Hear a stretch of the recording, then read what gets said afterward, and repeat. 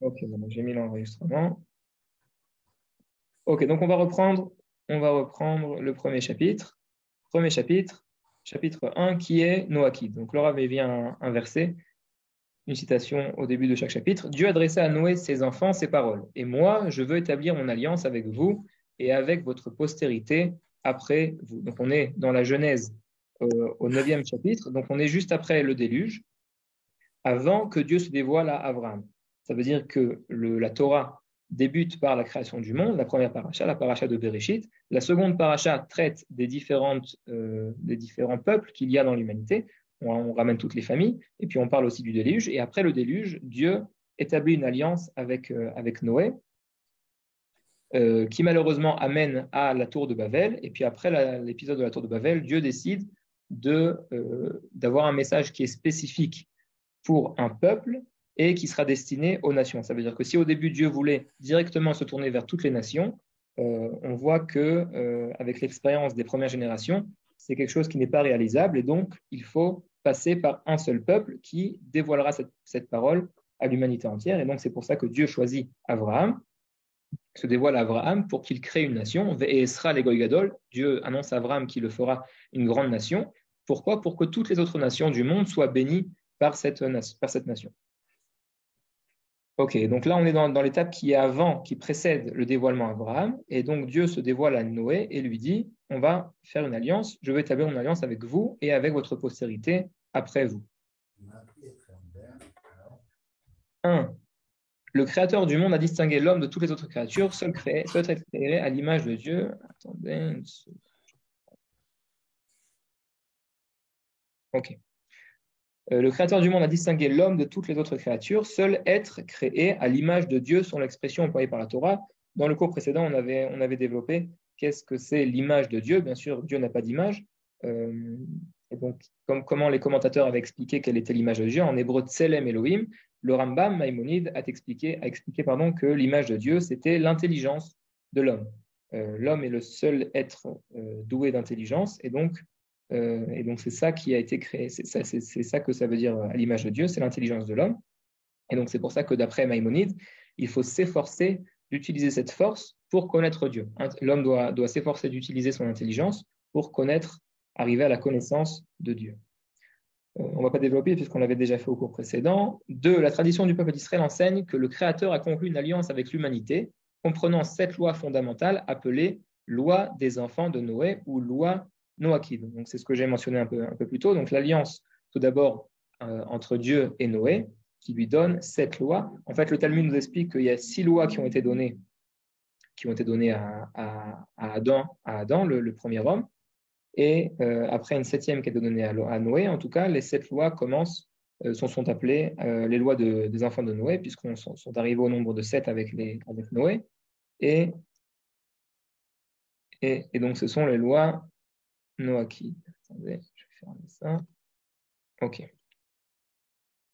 Il incombe à tout homme d'accepter l'autorité des 7 lois de Noé.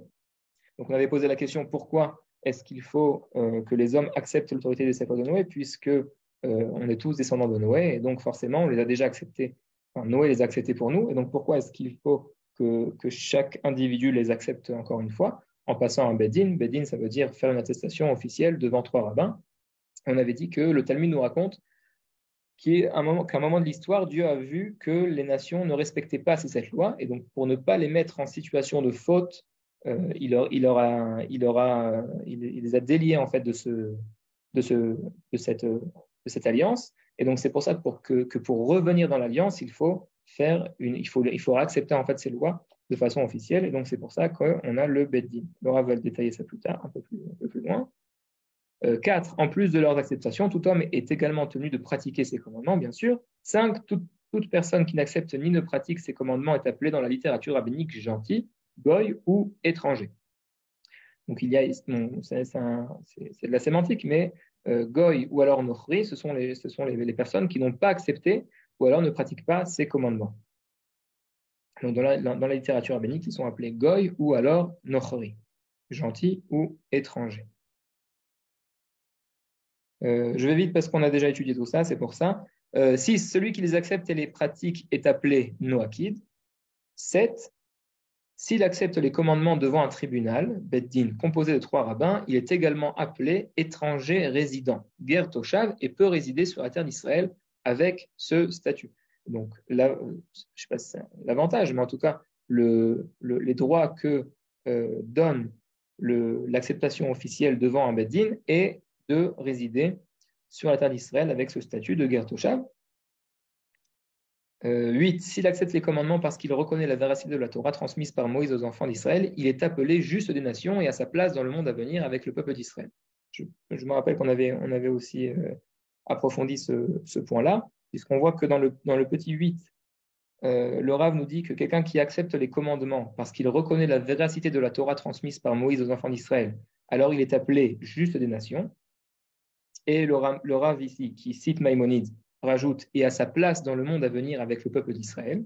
Donc ça c'est pour le petit 8. On parle des justes des nations qui a accepté la véracité de la Torah transmise par Moïse.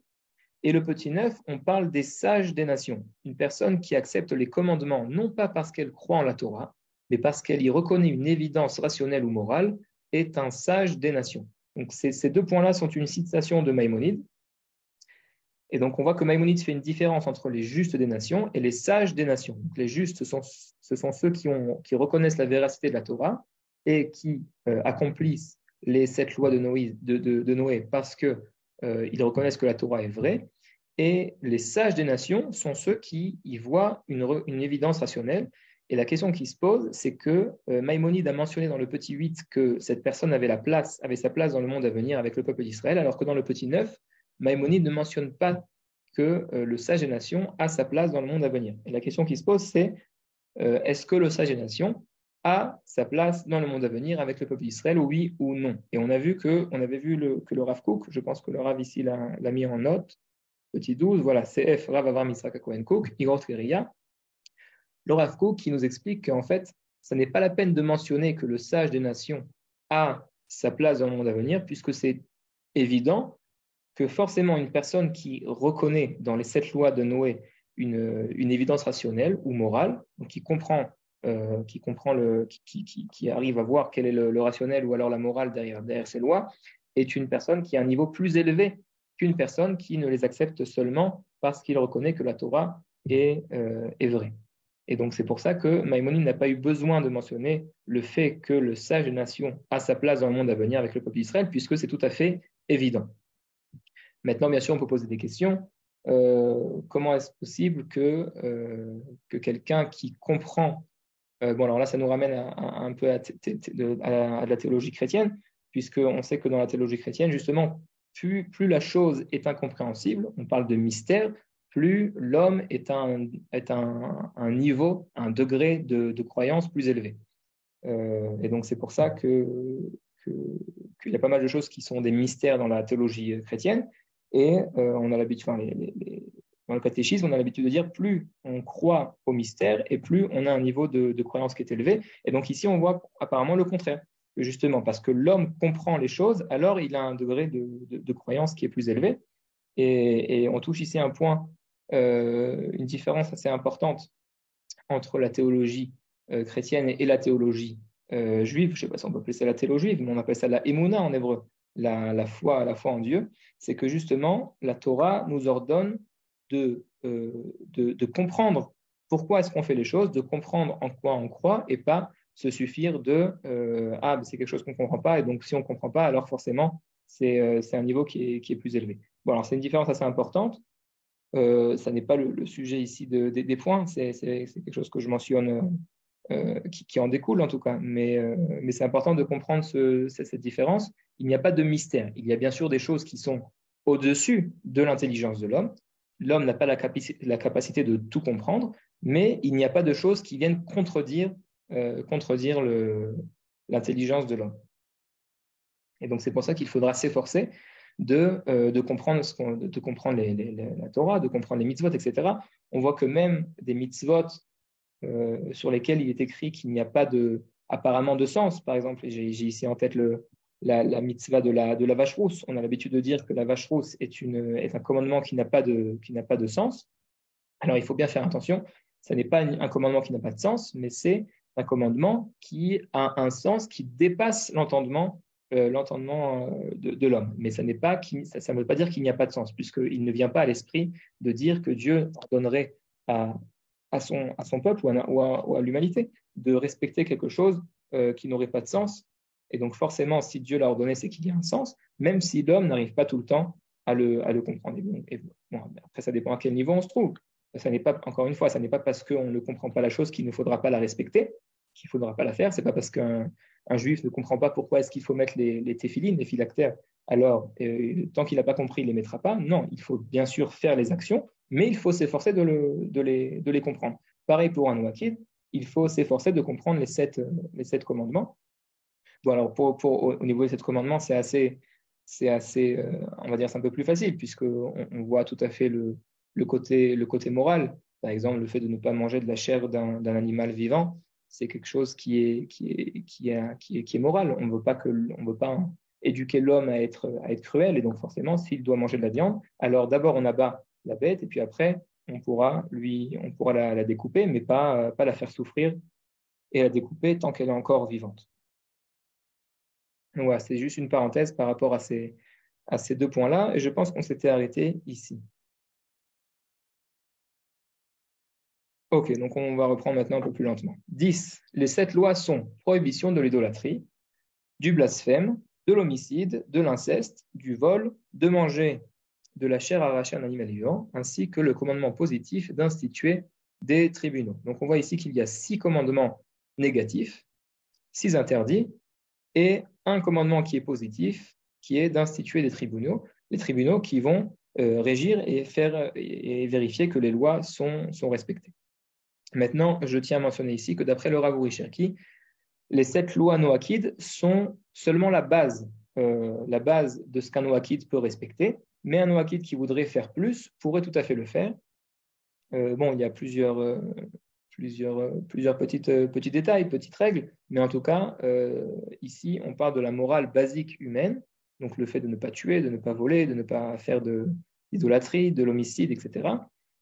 Et en tout cas, ça n'est que la base des commandements noachides. Et un noachide, comme je l'ai mentionné un peu plus tôt, qui voudrait prendre sur lui d'autres commandements, pourrait le faire. Je pense que Laura va en parler un peu plus tard.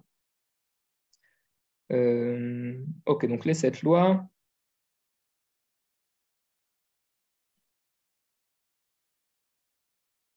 Ok, on avait posé la question, je pense, pendant l'introduction, mais je pense que c'est important de le mentionner ici aussi. Quand on voit la liste des 7 lois noachides, on peut se dire pourquoi est-ce qu'on a besoin du dévoilement de la Torah, du dévoilement de Dieu sur le mont Sinaï, qui donne la Torah à Dieu et qui qui la transmet au peuple d'Israël, et le peuple d'Israël qui est censé transmettre la parole de Dieu aux autres nations. Et pourquoi est-ce qu'on a besoin de tout ça pour finalement savoir que c'est interdit de tuer ou de voler ou de faire un inceste ou alors de manger de la chair arrachée à un animal vivant? Apparemment, on n'aurait pas besoin de tout ça pour savoir des choses qui sont assez aujourd'hui, qui sont rentrées dans les us et les coutumes de la plupart des nations qui sont civilisées. Et donc, pourquoi est-ce qu'on a besoin d'une doctrine noachide pour, en fin de compte, nous apprendre qu'il faut être un homme, il faut être un homme moral et ne pas se comporter comme un barbare? Et la réponse est double. La première réponse, c'est qu'il ne faut pas oublier que nous sommes après 3500 ans d'éducation de la Bible. Ça veut dire que la Bible a été donnée en l'an 2448, je parle en année hébraïque, donc l'année 2448, la Torah a été donnée au mont du Sinaï, et aujourd'hui on est à l'année 5783, et donc il y a eu 3000, un peu plus de 3000 ans d'éducation de la Bible qui est rentrée dans les us et les coutumes des civilisations, des cultures. Et donc aujourd'hui, quelque chose qui pourrait nous apparaître trivial ne l'était pas il y a quelques centaines d'années, ou même il n'y a pas si longtemps, puisqu'on voit, on ne va pas parler des cannibales, mais on voit par exemple par rapport à l'interdit de faire de l'homicide, si on regarde les guerres de Napoléon, on pourrait se demander est-ce que Napoléon était au courant qu'il fallait faire attention à la vie de l'homme et pas envoyer les soldats périr au combat, surtout quand les raisons de ces batailles était assez douteuse. En tout cas, on voit que c'est des choses qui sont pas si compréhensibles, qui sont pas si banales que ça. On voit par exemple aussi en Chine. En Chine, ils ont l'habitude de manger des animaux qui sont encore vivants. Et c'est assez cruel comme chose. Et donc on voit que malgré le fait qu'il y a pas mal de commandements ici qui sont quand même triviales, banals, c'est important aussi de les mentionner puisque ça n'est pas encore rentré dans les mœurs de chaque civilisation, de chaque culture. Donc ça, c'est la première réponse. Je dis que la première réponse était double. Donc la première réponse. Et la seconde réponse est une réponse qui est un peu plus profonde, qui vient nous dire en fait qu'à partir du moment où on fait les commandements parce qu'ils sont moraux, alors on se comporte comme un homme qui est moral. Mais on ne crée pas de lien avec Dieu. Alors que si c'est Dieu qui nous ordonne ce commandement, à partir du moment où on le respecte, on est non seulement moral, mais on crée un lien avec Dieu, puisque c'est Dieu qui nous ordonne, ça devient une mitzvah, ça devient un commandement. Et donc, en plus d'être un homme moral, on devient aussi une personne qui crée un lien avec Dieu. Et donc, c'est ça la deuxième chose, c'est le deuxième élément de réponse, c'est ce qu'on gagne en fait euh, quand on respecte ces lois qui ont été données par Dieu. Petit 11, ces 7 commandements seront détaillés et expliqués dans les chapitres suivants. 12, ces 7 commandements constituent la base de l'enseignement noachide, qui traite de nombreux autres thèmes, qui expriment l'attachement au Créateur, tels que l'étude, la prière, la charité, le perfectionnement de ses qualités morales, etc. Ces sujets seront développés par la suite. Donc c'est pour ça que on a un livre ici qui ne fait pas seulement 8 chapitres, donc l'introduction, le premier chapitre qui explique ce que c'est un noachide, et encore 7 chapitres, un chapitre qui détaille chaque commandement, mais il y a, je crois, 16 chapitres en tout, puisque le Rav ne touche pas seulement les commandements, le détail des commandements, mais aussi d'autres sujets qui ont attrait à la vie noachide, comme il le mentionne ici, l'étude, la prière, la charité, etc. Et donc il y aura un chapitre pour tous ces sujets. 13. Cet ouvrage ne contient que les lois ayant trait aux non-juifs. Les lois relatives au peuple d'Israël dans sa relation aux membres des nations ne sont pas mentionnées ici. Donc c'est un livre qui est destiné aux Noachides, mais qui n'est pas destiné aux Juifs, au peuple d'Israël, qui ont d'autres règles, même quand on parle de la relation entre les Juifs et les non-Juifs.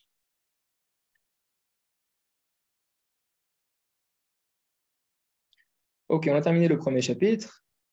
On a fait une petite révision sur la première partie et on a continué. J'hésite si on entame le second. Bon, on peut commencer. De toutes les façons, il va falloir qu'on développe les premiers points avec la prophétie. On peut commencer, mais avant, si vous avez des questions, allez-y sur ce qu'on a étudié, c'est le moment. Vous pouvez lever la main.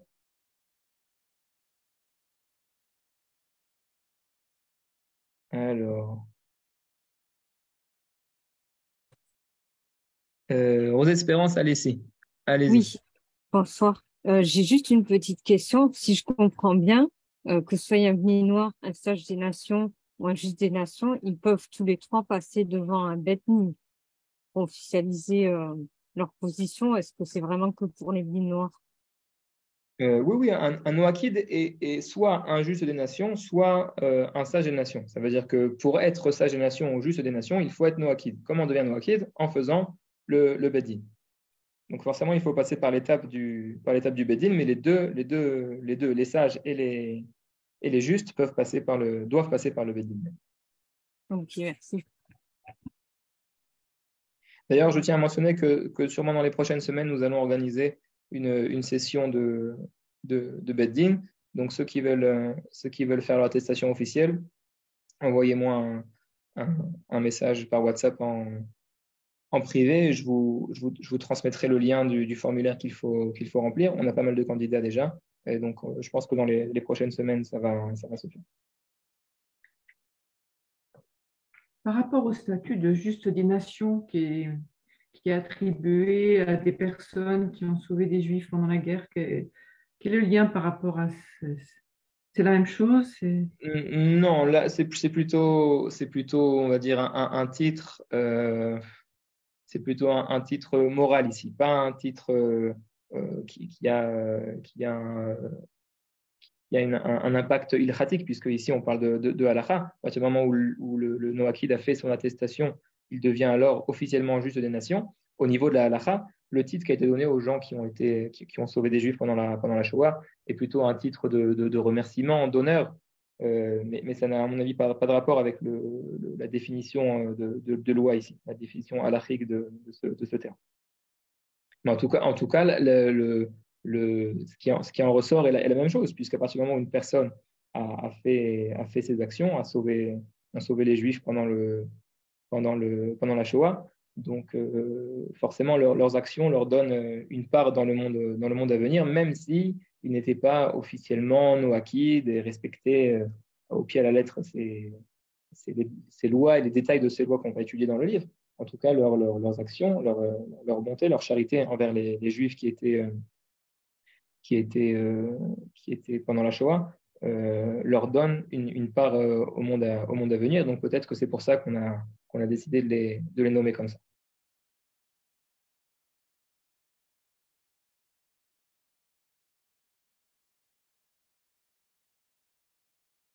Nico Meidad, il faut prendre en compte que le bon sens dans ce monde n'est pas toujours un sens commun. En effet, en effet, le bon sens peut se discuter. Ok, donc on va commencer le premier chapitre, le second chapitre, pardon, et on s'arrêtera puisque ça va nous demander pas mal d'énergisme.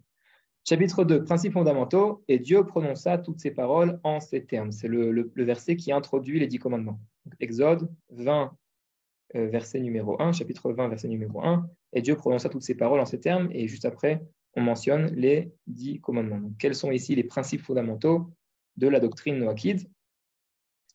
Petit 1, la volonté du Créateur est révélée aux hommes par le biais de la prophétie. Alors, qu'est-ce que c'est la prophétie? La prophétie, d'abord, qu'est-ce que c'est un prophète? Un prophète, c'est une personne à laquelle Dieu parle. À partir du moment où Dieu parle à une personne, cette personne qui reçoit la parole de Dieu est un prophète. Et donc, comment le Créateur se dévoile au monde? Comment le Créateur dévoile sa volonté? À travers la prophétie. Donc, la prophétie de façon générale, et donc la Torah, le don de la Torah, le dévoilement de la Torah, est une prophétie et dans laquelle Dieu a dévoilé sa volonté pour le peuple d'Israël et pour les nations. Maintenant, la question qui se pose, c'est pourquoi est-ce qu'on a besoin de la prophétie? Pourquoi est-ce que Dieu a besoin de se dévoiler à travers la prophétie? Bon, alors il faut reprendre ici des fondements de la création. On va commencer et puis on continuera la prochaine fois.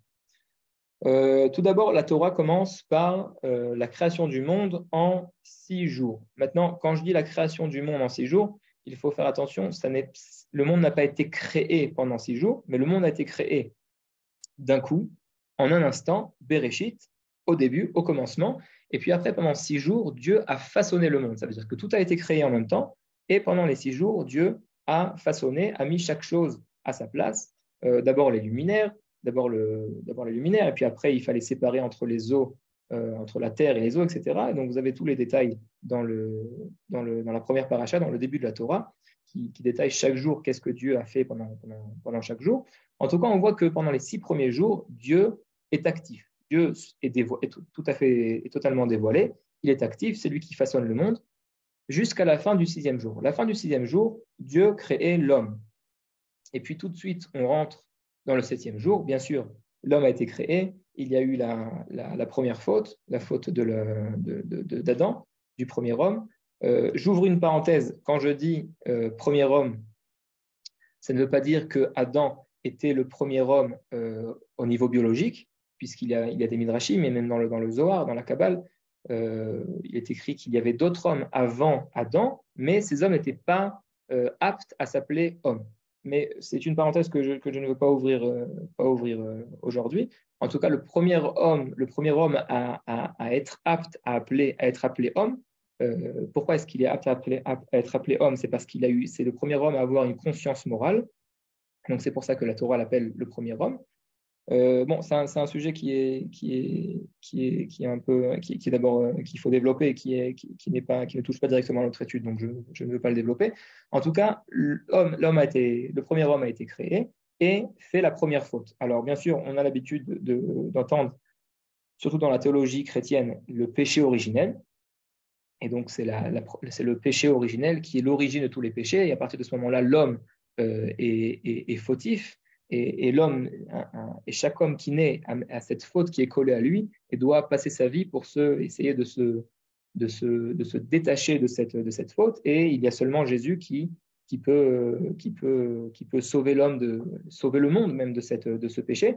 Alors ça, c'est pour la théologie chrétienne, mais dans le judaïsme, on ne parle pas de péché originel, mais on parle de la première faute. Ça veut dire que Adam et le premier homme a fauté, mais en tout cas, l'homme ne devient pas fautif, ne devient pas pécheur à partir de ce moment-là, mais il devient péccable. Alors en français, c'est une belle définition que j'ai entendue de quelqu'un dans ma communauté qui a fait la différence entre pécheur et péccable. Pécheur, c'est dans son entité, dans son essence. L'homme est pécheur, donc l'homme forcément va fauter. Alors que d'après le judaïsme, l'homme est péccable. Il a la possibilité de fauter, mais il n'est pas obligé de fauter.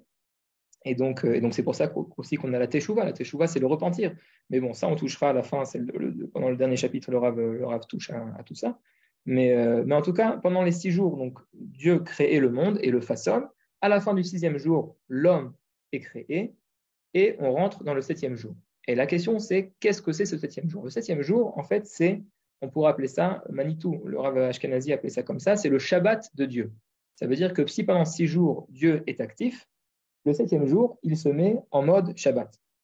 Il se cache pour justement laisser l'autonomie à l'homme. Ça veut dire que si on prend une parabole qui est amenée dans le livre du Zohar, dans la Kabbale, qui est que si on allume une bougie en plein jour, alors forcément la bougie n'a aucun sens, puisque le soleil illumine tout, et donc si on allume une petite bougie, ça n'aura aucun impact. Et donc c'est pour ça que dans la parabole, Dieu et ce soleil-là, donc ce soleil doit se cacher pour justement laisser la place à l'homme, pour continuer l'œuvre de Dieu et avoir ce libre arbitre, puisque à partir du moment où Dieu est dévoilé, donc forcément, l'homme n'aura pas le choix que de faire la volonté de Dieu. Alors que Dieu, justement, veut un homme avec cette chéroute, comme on dit en hébreu. Chéroute, c'est la liberté, le libre arbitre de faire la volonté de Dieu ou pas. Et donc, c'est pour ça que pendant le 7e jour, Dieu se cache. Et l'homme œuvre. C'est le grand Shabbat de Dieu, mais c'est le jour où l'homme œuvre. Et donc, comme dans la Torah, à la fin de chaque jour, il est mentionné il fut nuit, il fut jour, ce fut le premier jour, le second jour, le troisième, le quatrième, le cinquième, le sixième, et on voit qu'il n'est pas écrit dans la Torah, il fut nuit, il fut jour, voici le 7e jour. Ça veut dire que jusqu'à aujourd'hui, nous sommes encore dans ce grand 7e jour. C'est-à-dire qu'il y a 6 jours de création pendant lesquels Dieu est dévoilé, et il y a le 7e jour qui dure jusqu'à aujourd'hui, pendant lequel Dieu se cache, Dieu est voilé, et c'est l'homme qui agit. Maintenant, quelle est la finalité de tout ça? C'est d'arriver, bien sûr, au 8e jour. Qu'est-ce que c'est le 8e jour? Le 8e jour, c'est le jour où l'homme et Dieu pourront cohabiter dans le même monde. Et où est-ce qu'on voit ça dans notre monde à nous? Où est-ce qu'on a goûté qu'est-ce que c'était ce 8e jour? C'est dans le Mishkan. Dans le Mishkan, ou alors dans le Beth Amikdash, la paracha qui nous raconte l'inauguration du Mishkan nous dit Vayhi Bayom Hashemini, pardon. Et il fut le 8e jour. Et donc le 8e jour ici, qui est au niveau micro, on a seulement goûté qu'est-ce que c'était le 8e jour dans le 7e jour, c'est le Mikdash, c'est le Mishkan. Le Mishkan, c'est le tabernacle, le Mikdash, c'est le sanctuaire.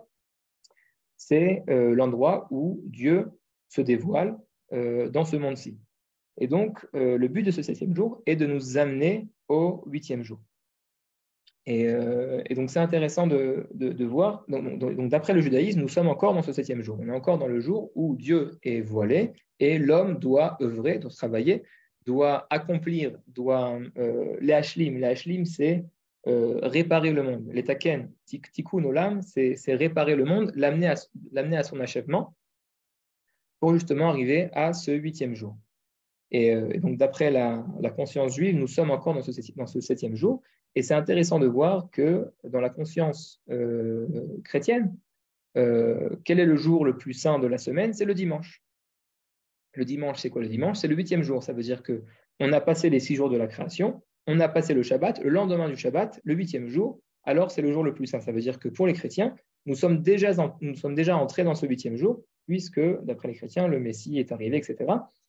Et donc, c'est intéressant de voir que justement, on peut retrouver ça dans la conscience des différentes religions, alors que pour l'islam, quel est le jour le plus saint? C'est le sixième jour. Le sixième jour, ça appartient encore aux 6 jours, à l'entité des 6 jours où Dieu est dévoilé, est actif. Puisque dans l'islam, la traduction littérale, c'est soumis, être soumis. Et donc, l'homme, en fin de compte, n'a pas vraiment de libre arbitre. Tout est maktoub, comme on dit en arabe. Maktoub, ça veut dire tout est déjà écrit. Ça veut dire que l'homme n'a pas de façon vraie le libre arbitre. Tout est écrit par Dieu. Et donc, c'est pour ça qu'on est encore dans le sixième jour. Donc, c'est pour ça que le jour le plus saint pour l'islam, dans la semaine, le jour où on fait la prière principale, c'est le sixième jour. Et donc, on voit que justement, le judaïsme est au milieu. On a terminé les 6 jours, on est dans le septième jour, mais on n'est pas encore arrivé au huitième jour. Et donc, tout le but de la vie de l'homme est justement de donner, d'arriver à amener, on va dire, sa pierre à l'édifice qui nous amènera en fin de compte à arriver au huitième jour. Donc voilà, c'était pour l'introduction sur la prophétie. On reprendra ça la prochaine fois. Si vous avez des questions, allez-y, vous pouvez les poser maintenant. Juste, je tiens à rappeler, pour ceux qui se sont joints à nous un peu plus tard, que la semaine prochaine, nous avons un congrès européen à Prague et donc nous n'aurons pas cours et nous reprendrons les cours dans 2 semaines.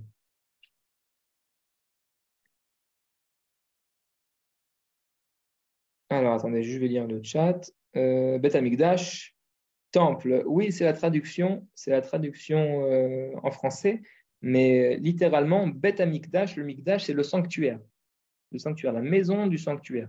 C'est traduit en français comme un temple, mais la traduction la plus précise est la maison du sanctuaire. Et le Mishkan, le tabernacle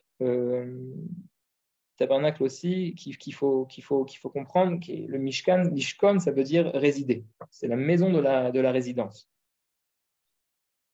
l'endroit où Dieu réside. Donc en français, on a un mot tabernacle et temple, mais il faut préciser ces traductions.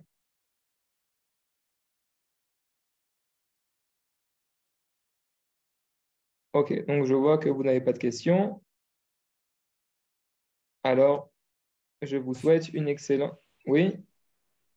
Oui, j'ai juste une petite question. Allez-y, oui.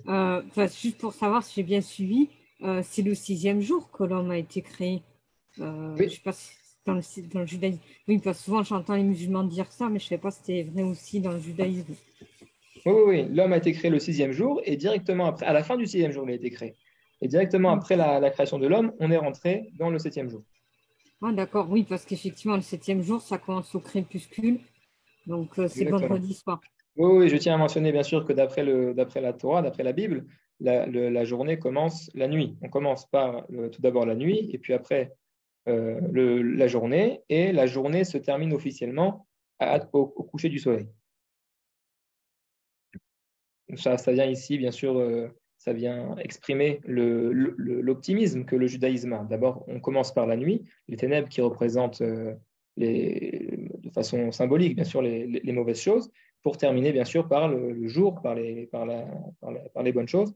Donc, il y a aussi un sens symbolique à ceci. Mais en effet, l'homme a été créé à la fin du 6e jour et on est après tout de suite directement rentré dans le 7e. Voilà, c'est tout pour aujourd'hui. Alors, c'est encore une fois un plaisir pour moi de vous rencontrer et je vous dis à dans 2 semaines. Shalom à tous. Shalom, merci. Shalom.